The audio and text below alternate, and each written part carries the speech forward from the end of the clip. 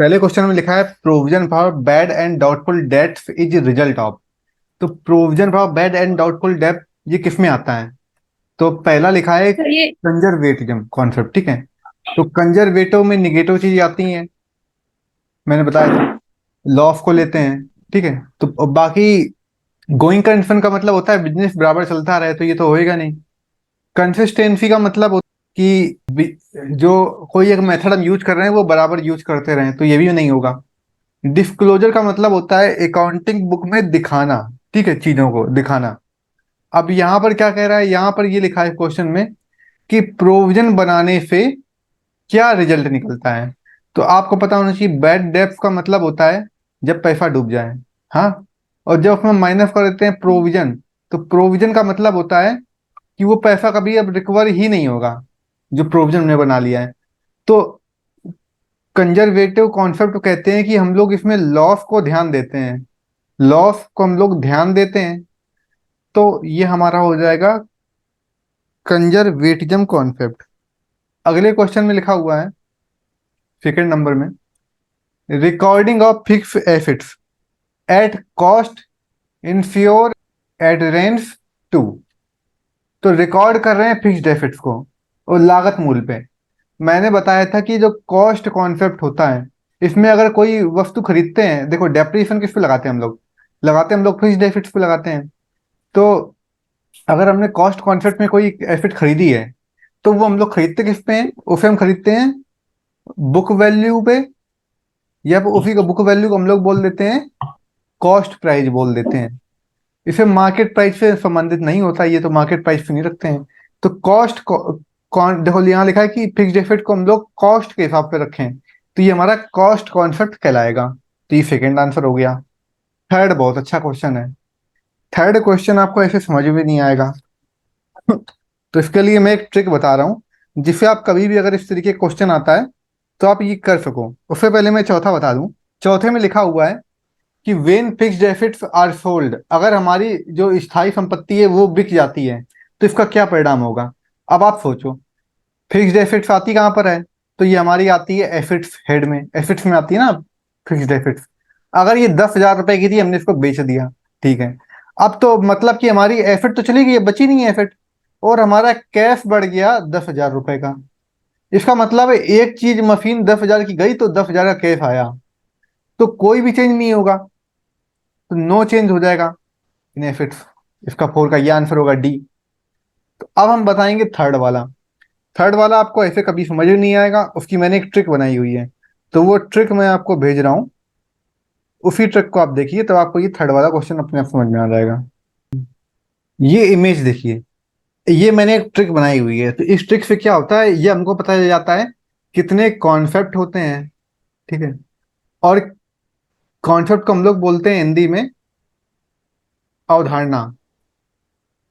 कितनी अवधारणा होती है, और हमको पता चल जाता है कितनी रूढ़िवादी, जिसको बोलते हैं हम लोग, रूढ़िवादी नहीं सॉरी, कितनी अजम्पशंस होती हैं, कितने कॉन्सेप्ट होते हैं, कितनी अजम्पशन होती हैं, और कितनी परिपाटियां या फिर उनको बोल देते हैं कन्वेंशन होते हैं। कॉन्सेप्ट क्या होता है, कॉन्सेप्ट मतलब अवधारणा, अजम्पशन मतलब मान्यताएं, और कन्वेंशंस का मतलब होता है परिपाटियां।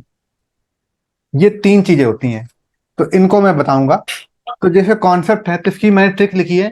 पृथक मुद्रा लागत की निरंतर पूंजी दो पक्ष एक रूप में सत्यापित हुई वसूली, यही है आय व्यय उपार्जन अवधि के साथ कॉन्सेप्ट अवधारणा की बात।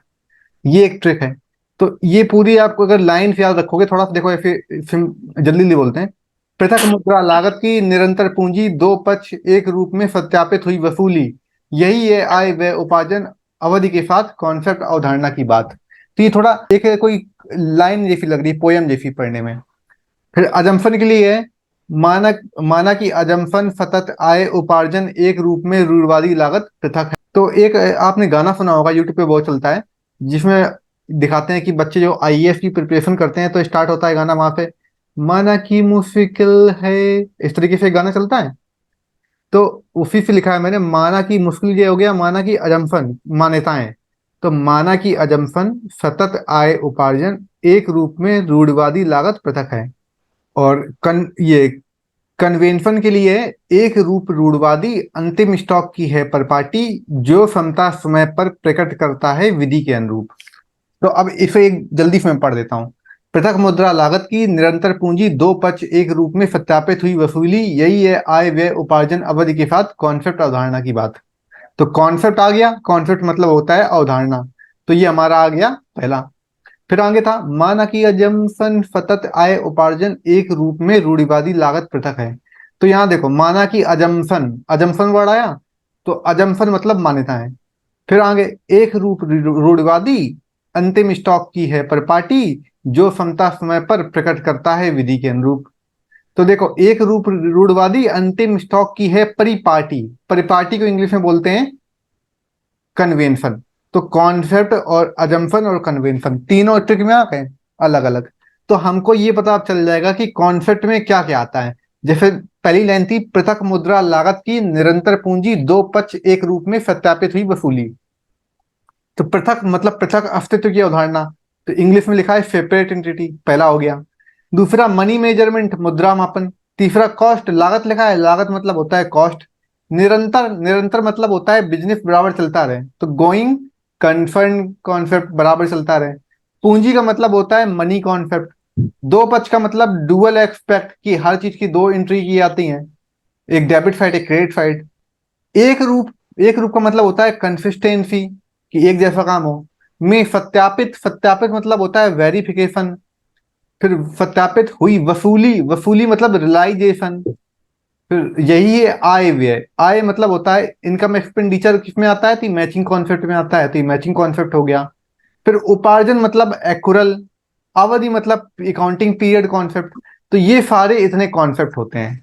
तो एग्जाम में कभी एग्जामिनर बच्चों को गलत क्वेश्चन पे करने पे मजबूर करने के लिए क्या करता है, लिख देगा कि इनमें से कौन सा कॉन्सेप्ट नहीं है, और एक उठा देगा रियलाइजेशन, एक रख देगा गोइंग कंसर्न, एक रख देगा मनी मेजर मनी कॉन्सेप्ट, और एक रख देगा कोई इधर से डिस्क्लोजर रख दिया। अब बच्चे कंफ्यूज, अब उनको यही नहीं याद रहता कि अवधारणा कौन सी मान्यता कौन सी है, तो बच्चे गलत लगाए थे। तो इसीलिए ये मैंने जो ट्रिक बताई है इससे आप अवधारणा क्लियर हुई। अब आती है मान्यताएं के लिए, जिसे बोलते हैं अजम्पशन। माना कि अजम्पशन, फिर सतत आय उपार्जन, सतत मतलब कॉन्टिन्यूस चलता रहे, गोइंग कंसर्न सतत हो गया। आय का मतलब होता है आय उपार्जन, ये दोनों एक वर्ड है। तो आय मतलब इनकम, इनकम जैसे अगर हमें जो नहीं मिली उसको ऐड कर लेंगे, जो मिल गई उसको माइनस कर देंगे। फिर एक रूप में, एक रूप मतलब कंसिस्टेंसी कि जो एक मेथड यूज कर रहे हैं वही यूज कर रहे हैं। रूढ़िवादी का मतलब होता है कि लॉस को हम लोग लेते हैं, प्रॉफिट को नहीं लेते हैं। लागत मतलब कॉस्ट कॉन्सेप्ट, और पृथक मतलब सेपरेट एंटिटी। तो मान्यता में सिर्फ छह आते हैं। फिर आता है कन्वेंशन। तो कन्वेंशन के लिए लिखा है एक रूप रूढ़िवादी अंतिम स्टॉक की है पर पार्टी जो समता समय पर प्रकट करता है विधि के अनुरूप। ये हमारी हो गई परिपाटी, परिपाटी कन्वेंशन। तो एक रूप, एक रूप का मतलब, एक रूप का मतलब होता है कंसिस्टेंसी, एक जैसा काम हो, तो एक हो गया। फिर रूढ़िवादी मतलब कंजर्वेशन। अब यहाँ अंतिम स्टॉक लिखा है, तो आप याद रखो कंजर्वेशन कॉन्सेप्ट में क्लोजिंग स्टॉक को कॉस्ट प्राइस और मार्केट प्राइस इनमें से जो भी कम होता है उस पर रखते हैं, ये लाइन होती है। इसलिए हमने रूढ़िवादी के साथ अंतिम स्टॉक जोड़ दिया ताकि आपको याद रहे। की है परिपाटी, परिपाटी मतलब कन्वेंशन। जो समता, समता का मतलब होता है मटीरियलिटी, समय टाइम, कन्वेंशन हो गया। प्रकट मतलब डिस्क्लोजर, विधि के अनुरूप कन्फर्मिटी विद लॉ, तो विधि के अनुरूप। तो ये परिपाटी की हो गई ट्रिक।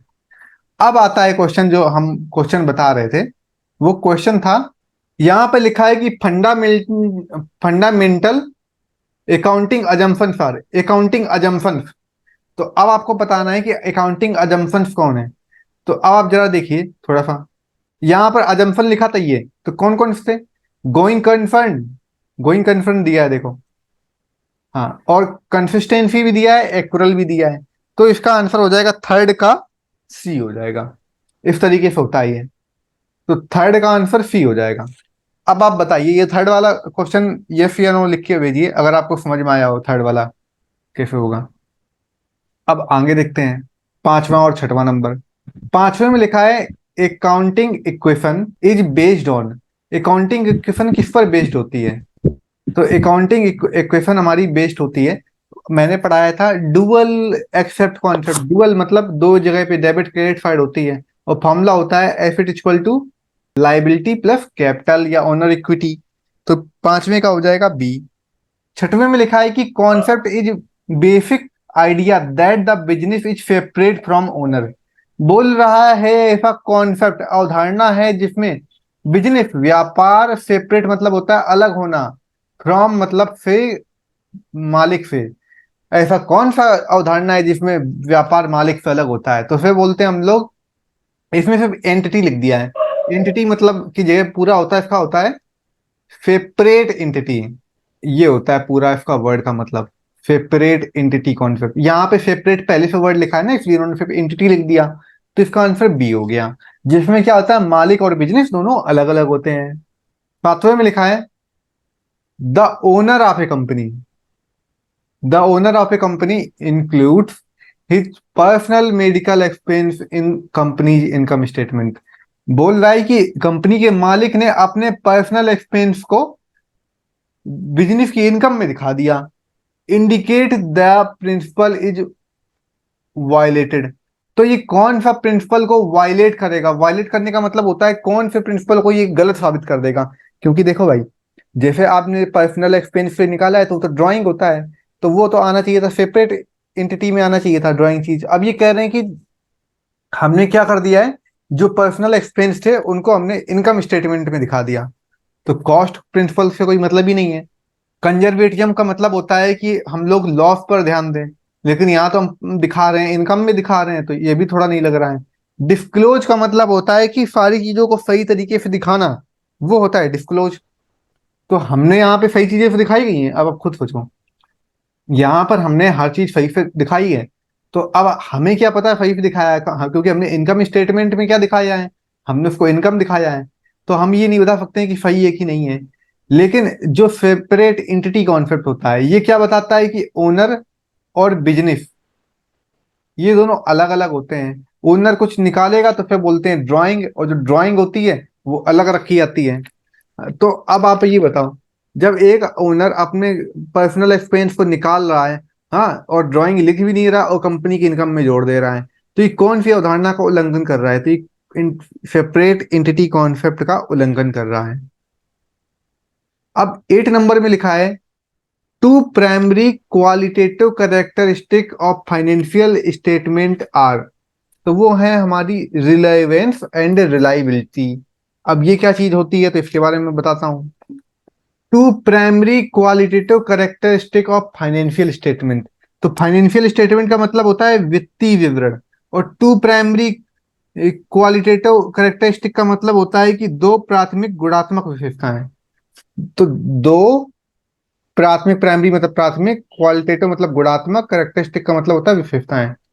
तो दो प्राथमिक गुणात्मक विशेषताएं कौन सी होती है फाइनेंशियल स्टेटमेंट में? बोल रहा है कि जो वित्तीय लेखांकन होता है, कि जो फाइनेंशियल स्टेटमेंट लिखा जाता है, तो उसकी क्या विशेषता होती है? एक होती है उसकी विशेषता की वो प्रासंगिकता होती है, रिलेवेंस, रिलायवेंस होता है, उसे बोलते हैं हम लोग प्रासंगिक। और दूसरा होता है रिलायबिलिटी, जिसका मतलब होता है भौतिकता। एक होता है प्रासंगिकता और एक होता है भौतिकता, ये दो चीजें होती हैं। तो रिलेवेंस का मतलब होता है प्रासंगिक। प्रासंगिक का मतलब क्या होता है? प्रासंगिक का मतलब होता है कि लोगों को आप अच्छे से वो फाइनेंशियल स्टेटमेंट दिखा सको, ठीक है, वो लोगों के सामने आप उसको प्रस्तुत कर सको। रिलेवेंस का मतलब होता है एकदम सही आपने बनाया है, आप उनको दिखा सकते हो, लोग पढ़ सकते हैं आपके फाइनेंशियल स्टेटमेंट को। और रिलायबिलिटी का मतलब होता है कि लोगों को विश्वास है कि आप गलत स्टेटमेंट नहीं देते हो। तो ये दो क्वालिटी होती है फाइनेंशियल स्टेटमेंट की, कि लोगों को भरोसा होता है। तो रिलेवेंस एंड रिलायबिलिटी, ये इसकी क्वालिटी पूछा है कि फाइनेंशियल स्टेटमेंट का। ये हमारा जो क्वेश्चन है, ये हमारा कॉन्सेप्ट कंजर्वेशन इन सब से मतलब नहीं है इसका, ये अलग से दे दिया गया है, अकाउंटिंग का एक क्वेश्चन। 9 नंबर में लिखा हुआ है money owned from an outsider is. अगर आपने किसी बाहर के व्यक्ति से उधार लिया है तो ये क्या है? अगर आप किसी बाहर के व्यक्ति से उधार लोगे, लोन फ्रॉम आउटसाइडर, तो वो लाइबिलिटी होती है। अब लिखा है कॉस्ट ऑफ मशीनरी, मशीन की लागत है 10 लाख रुपए। इंस्टॉल होने पे खर्चा लगाए 11 लाख, टोटल 1 लाख रुपए, तो टोटल हो गई उस मशीन की कीमत 11 लाख रुपए हो गई। 3 जीरो ये और ये इकाई दही फेंकड़ा, 1000 10,000 लाख 10 लाख। हाँ, अब क्या है, बोल रहा है मार्केट वैल्यू है 12 लाख रुपए। ठीक है, मार्केट वैल्यू 12 लाख है। फिर कह रहा है while finalizing the account the company value of machine 12 lakh, which concept is violated by the company. कह रहा है कौन सा कॉन्सेप्ट कंपनी ने वायलेट किया है, गड़बड़ कर दिया। आपको पता है एक चीज, आपको ये चीज पता है कि देखिए, कॉस्ट कॉन्सेप्ट कहता है कि जो गुड्स होगी वो हम लोग गुड्स लेते हैं कॉस्ट प्राइस पे लेते हैं। ये बोलता है कॉस्ट कॉन्सेप्ट। कॉस्ट प्राइस मतलब 10 लाख की मशीन थी, 1 लाख रुपए इंस्टॉलेशन चार्ज लगा तो टोटल 11 लाख की हो गई। तो इतना ही दिखाना चाहिए। लेकिन यहाँ बोल रहा है कि मार्केट वैल्यू 12 लाख है। हम भाई कॉस्ट कॉन्सेप्ट में मार्केट वैल्यू लेते ही नहीं है, इसलिए ये हमारा कॉस्ट कॉन्सेप्ट का उल्लंघन कर रहा है। वायलेशन मतलब होता है उल्लंघन करना रूल का, तो ये इसका उल्लंघन कर रहा है। 11 नंबर तो और अच्छा है। ये देखिए फाइनल अकाउंट का क्वेश्चन दे दिया गया है। लिखा है कैपिटल एज ऑन 1/4/2005 को 90,000 की है। कैपिटल इंट्रोड्यूस का मतलब होता है इतना कैपिटल और जो लगाई गई है।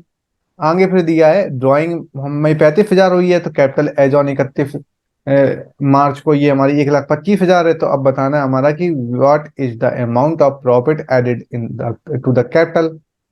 ये है। तो देखो ऐसे क्वेश्चन में हम जब हमारा ओपनिंग कैपिटल दी हो, ये ओपनिंग कैपिटल है, ये हमारी क्लोजिंग कैपिटल है। तो हम इसमें क्या करेंगे, क्लोजिंग कैपिटल पहले लेते हैं। तो क्लोजिंग कैपिटल है, ये ड्राइंग है। ठीक है, क्लोजिंग कैपिटल ये दी थी और ये ड्राइंग दिया था।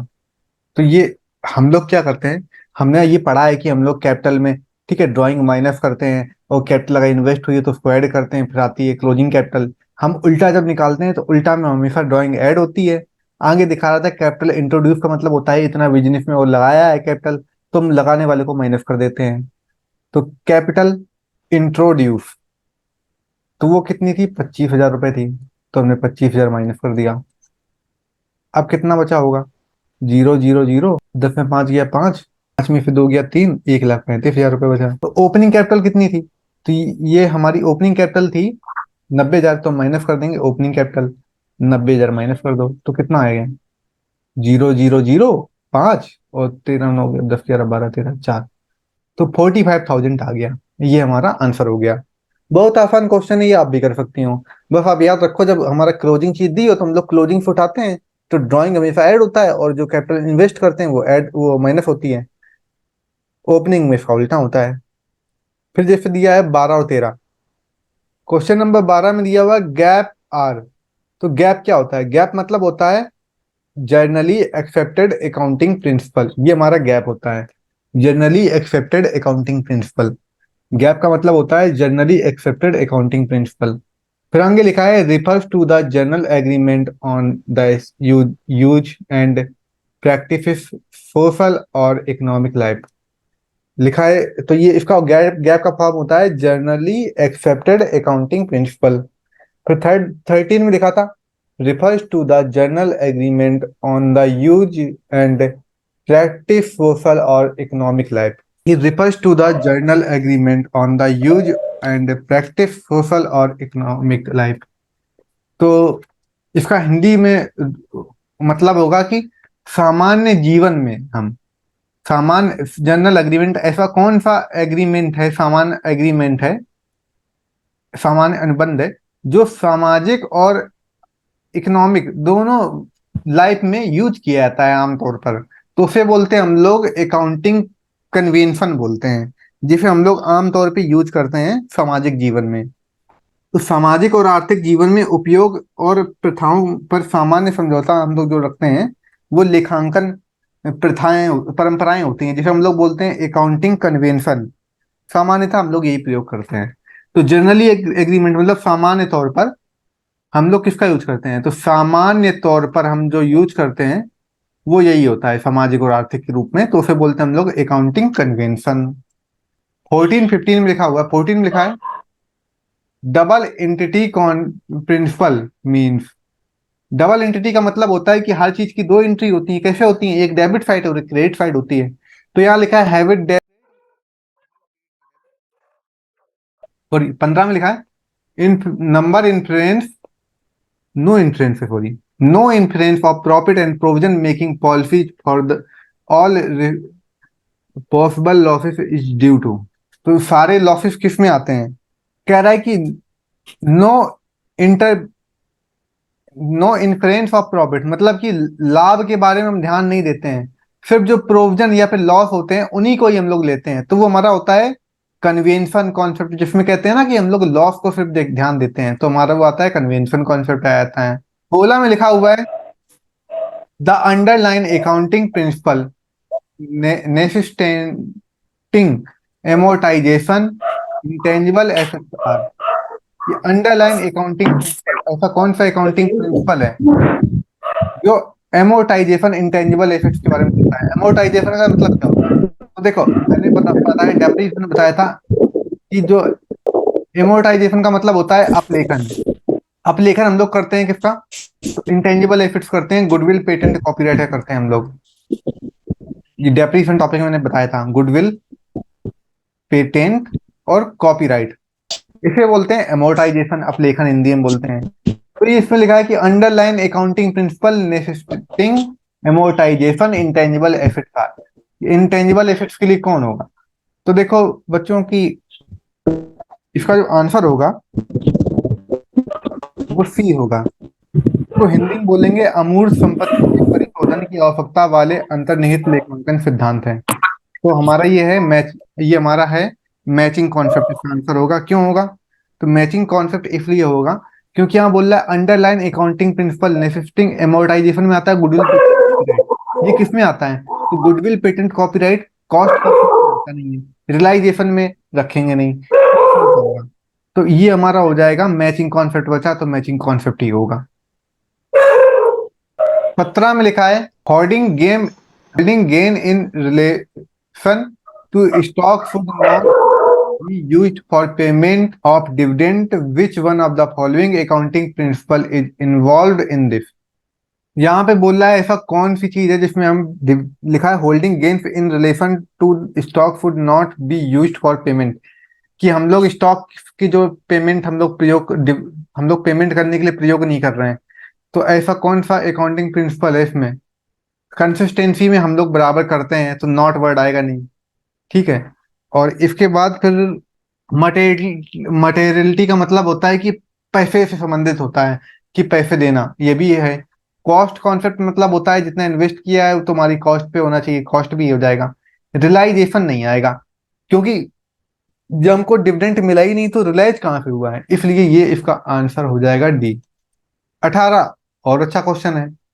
18 में लिखा है going concern concept is no longer valid, which of the following is true. अगर गोइंग कंसर्न कॉन्सेप्ट हमारा लंबे समय तक नहीं चलता है तो कौन सा सही होगा? तो आप बताइए। पहला लिखा है prepaid assets would be completely right of, आप पूरी एसेट को नहीं कर सकते हैं। अलाउंस के बारे में भी नहीं होगा। Intangible assets continue carry forward, ये भी नहीं होगा। देखो, गोइंग कंसर्न का मतलब होता है कि बिजनेस लंबे समय तक चलता रहे। जब कह रहा है कि हम ये मान के चल रहे हैं कि बिजनेस नो लॉन्गर वैलिड, कि लंबे समय तक चलेगा नहीं बिजनेस, तो क्या होगा? तो जो भी आपने इन्वेस्टमेंट किया हुआ है उसको आप लोग बेच के उसकी रिलायजेबल वैल्यू के बराबर उसको ले आओगे, कि जब आपको पता है बिजनेस चलेगा नहीं तो धंधा बेचो निकलो। तो इसका हो जाएगा डी आंसर, 18 का डी। इसका 19 में लिखा हुआ है राम स्टार्टेड बिजनेस विथ 90,000 पे। राम ने बिजनेस स्टार्ट किया है 90,000 पे। And then buy goods from Shyam credit for 23,000।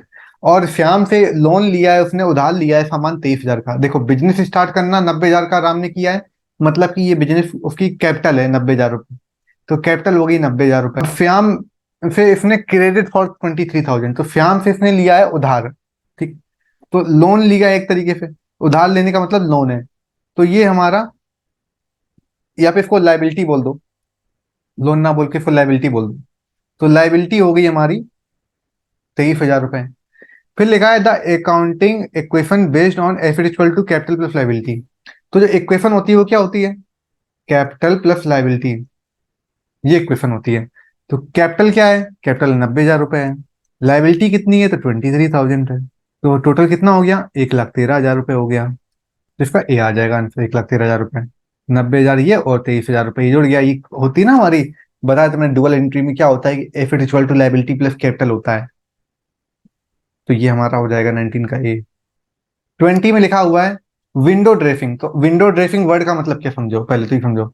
Window dressing का मतलब होता है जैसे आप विंडो के सामने गए खिड़की पे, ड्रेसिंग मतलब अगर आप इसको आसानी से समझो कि आप खिड़की के पास गए, आपने ड्रेसअप हो गया बहुत अच्छा, आप लोगों को दिखा रहे हो कि हम कितने अच्छे लग रहे हैं, देखो तैयार होके खड़े हैं विंडो के बाहर। तो वैसे ही विंडो ड्रेसिंग होता है। अब अकाउंटिंग में क्या होता है, अकाउंट में हम विंडो ड्रेसिंग का मतलब है हम अपने अकाउंट स्टेटमेंट को बहुत ही सजा धजा के दिखाते हैं। फिर सजा धजा के दिखाते हैं। मानो हमें लॉस हुआ है 100 करोड़ का, लॉस हो गया है, लेकिन हमने किया क्या, उसे 100 करोड़ प्रॉफिट दिखा दिया। ये होता है विंडो ड्रेसिंग। मतलब कि विंडो ड्रेसिंग, विंडो मतलब खिड़की, ड्रेसिंग मतलब ड्रेसअप होके आप खड़े हो बाहर खिड़की पे। क्यों? ताकि जो रोड पे लोग चल रहे हैं वो आपको देखें, तो कहें देखो कितना अच्छा है। लेकिन आप ड्रेसअप हुए हो, आप कैसे एक्चुअल में वो नहीं पता है किसी को। तो वैसे ही फाइनेंशियल स्टेटमेंट में क्या होता है कि विंडो ड्रेसिंग का मतलब होता है जो खराब आपके आंकड़े आए हैं तो आपको छिपा के अच्छे आंकड़े दिखाना। तो वो विंडो ड्रेसिंग है। तो इसका सी आंसर हो जाएगा showing more profit to attract investment. ज्यादा प्रॉफिट दिखा रहे हो ताकि और इन्वेस्टमेंट आ जाए। 21 में लिखा है which financial statement represents the accounting equation asset equal to liability plus owner equity. ये हमारा बैलेंस शीट इक्वेशन होती है, या फिर डुअल कॉन्सेप्ट कह दो। ठीक है, या तो बैलेंस शीट इक्वेशन कह दो, बात एक ही है। 22 में लिखा हुआ है राम परचेज्ड कार 10,000 की और paid cash 3,000। Balance amount will be paid in 3 equal installment due to this. कि राम ने एक कार परचेज की है, 10,000 रुपए की कार परचेज की है। ठीक। अब पेड किया है कैश, उसने 3,000 रुपए के कैश पेड किया है। मतलब कि उसके पास, आप खुद सोचो, एक आदमी है जिसके पास 10,000 की कैश की कार आई है, मतलब उसकी एफिट, उसकी 10,000 रुपए बढ़ गई, फिक्स्ड एफिट 10,000 बढ़ गई। लेकिन उसने 3,000 की कैश पेमेंट की, मतलब उसके पास जो कैश रहा होगा फिर वो 3,000 रुपए कम भी तो हुआ है। मतलब एक्चुअल उसकी एफिट बची होगी 7,000 रुपए की एफिट होगी, और साथ में 3 इक्वल इंस्टॉलमेंट में देना है, बचा हुआ 7,000 रुपए। जब 10 में से 3 दे दिया, 7 दिया नहीं है, तो लाइबिलिटी हो गई उसकी 7,000 की। तो आंसर हो गया asset will increase 7,000 and corresponding increasing in liability by 7,000। तो इसका सी आंसर हो जाएगा। 23 में लिखा है during life time of an entity accountant prepare financial statement arbitrary point of time as per. तो इसका हो जाएगा आंसर पीरियोडिकटी। सी आंसर हो जाएगा।